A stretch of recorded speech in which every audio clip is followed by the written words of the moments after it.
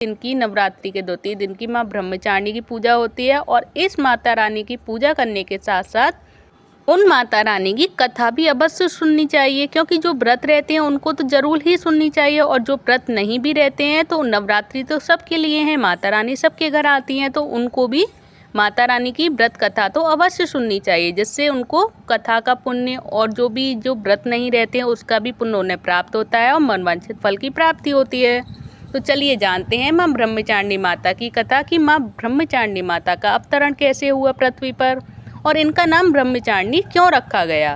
तो चलिए जानते हैं माँ ब्रह्मचारिणी की कथा। नवरात्रि के दूसरे दिन माँ ब्रह्मचारिणी की कथा।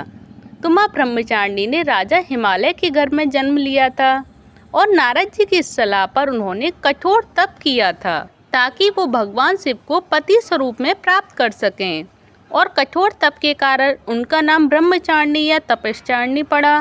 और भगवान शिव की आराधना के दौरान उन्होंने 1000 वर्ष तक केवल फल फूल खाए तथा 100 वर्षों तक साग खाकर जीवित रहीं और कठोर तप से उनका शरीर क्षीण हो गया। उनका तप देखकर सभी देवता ऋषि मुनि अत्यंत प्रभावित हुए। उन्होंने कहा कि आपके जैसा तप और कोई नहीं कर सकता है और आपकी मनोकामना अवश्य पूर्ण होगी और भगवान शिव आपको पति रूप में भी अवश्य मिलेंगे और आप मनवांछित फल प्राप्त करेंगी। और इसी तपस्या को करते करते माता का नाम ब्रह्मचारिणी पड़ा। तो देखिए माता रानी का स्वरूप है क्या, तो माँ दुर्गा की जो नव शक्ति का दूसरा स्वरूप ब्रह्मचारिणी का है और वह ब्रह्म का अर्थ यानी तपस्या है। और माँ दुर्गा का यह स्वरूप भक्तों को सिद्धों को अनंत फल देने वाला है और इनकी उपासना करने से तप त्याग वैराग्य सदाचार और संयम की वृद्धि होती है। और ब्रह्मचारिणी माता का अर्थ ही है तप की चारिणी यानी तप का आचरण करने वाली देवी। देवी का यह रूप पूर्ण ज्योतिर्मय और अत्यंत भव्य है। इस देवी के दाएं हाथ में जप की माला है और बाएं हाथ में यह कमंडल धारण किए हुए हैं। चलिए ये ब्रह्मचारिणी माता की द्वितीय कथा मैं आप सभी को सुनाती हूँ कि देवी ब्रह्मचारिणी की कथा की क्या है कहानी और कैसे माँ ब्रह्मचारिणी देवी का अवतरण हुआ और इस नवरात्रि के दूसरे दिन हमें कौन सी कथा सुननी चाहिए देवी ब्रह्मचारिणी की। तो नवरात्रि में व्रत रहते हैं तो उनको तो जरूर ही सुननी चाहिए, क्योंकि अगर हम व्रत रहते हैं और माता रानी की कथा ना सुने तो व्रत पूर्ण नहीं माना जाता। तो उनको जो व्रत रहते हैं उनको तो जरूर ही सुननी चाहिए। और नवरात्रि माता सबके लिए आती हैं अपने अपने घरों में, सभी के घरों में, तो उनको भी जरूर सुननी चाहिए। जो व्रत नहीं रहते हैं उनको भी और जो व्रत रहते हैं उनको भी। तो चलिए सुनते हैं और सुनाते हैं देवी ब्रह्मचारिणी की कथा। तो देवी ब्रह्मचारिणी की कथा के अनुसार पूर्व जन्म में इस देवी ने हिमालय के घर पुत्री के रूप में जन्म लिया था और नारद जी के उपदेश से भगवान शंकर को पति रूप में प्राप्त करने के लिए घोर तपस्या की थी। और इस कठिन तपस्या के कारण इन्हें तपस्चारिणी अर्थात ब्रह्मचारिणी के नाम से अभिहित किया गया। और 1000 वर्ष तक इन्होंने केवल फल फूल खाकर बिताए और 100 वर्षों तक केवल जमीन पर रहकर साग पर निर्वाह किया, यानी साग यानी सब्जियां ही खाएं केवल।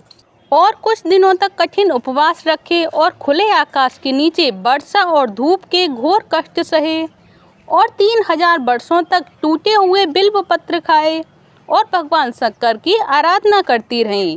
और इसके पश्चात उन्होंने सूखे बिल्व पत्र खाना भी छोड़ दिया और कई वर्षों तक निर्जल उपवास रखना ही शुरू कर दिया और निराहार रहकर तपस्या करती रहीं। और पत्तों को खाना छोड़ देने के कारण ही इनका नाम अपर्णा नाम पड़ा। तो देखिए माँ ब्रह्मचारिणी का नाम अपर्णा भी है, जो कि उन्होंने पत्ते भी खाना छोड़ दिया जिससे उनका नाम अपर्णा नाम पड़ा। तो कठिन तपस्या के कारण देवी का शरीर एकदम क्षीण हो गया था और देवता ऋषि सिद्धगण मुनि सभी ने ब्रह्मचारिणी की तपस्या को अभूतपूर्व पुण्य कृत्य बताया और सराहना की और कहा, हे देवी, आज तक किसी ने भी इस तरह की कठोर तपस्या नहीं की है और यह तुम्ही से ही संभव थी। तुम्हारी मनोकामना परिपूर्ण होगी और भगवान चंद्रमौली शिव जी तुम्हें पति रूप में प्राप्त होंगे। अब तपस्या छोड़कर घर लौट जाओ और जल्द ही तुम्हारे पिता तुम्हें बुलाने आ रहे हैं। इस देवी की कथा का सार यह है कि जीवन के कठिन संघर्षों में भी मन विचलित नहीं होना चाहिए और माँ ब्रह्मचारिणी देवी की कृपा से सर्व सिद्धि भी प्राप्त होती है और मन विचलित भी नहीं होता है और दुर्गा पूजा के दूसरे दिन देवी के इसी रूप की उपासना की जाती है जो माँ ब्रह्मचारिणी है। तो देखिए ये रही माता रानी की कथा, ब्रह्मचारिणी माता की कथा, नवरात्रि की दूसरी माता की कथा। और आप सभी को ये कैसी लगी प्लीज़ मुझे कमेंट बॉक्स में बताइएगा। अगर अच्छी लगी हो तो प्लीज़ कमेंट में जय माता दी लिखें और वीडियो को लाइक करें, चैनल को सब्सक्राइब करें। तो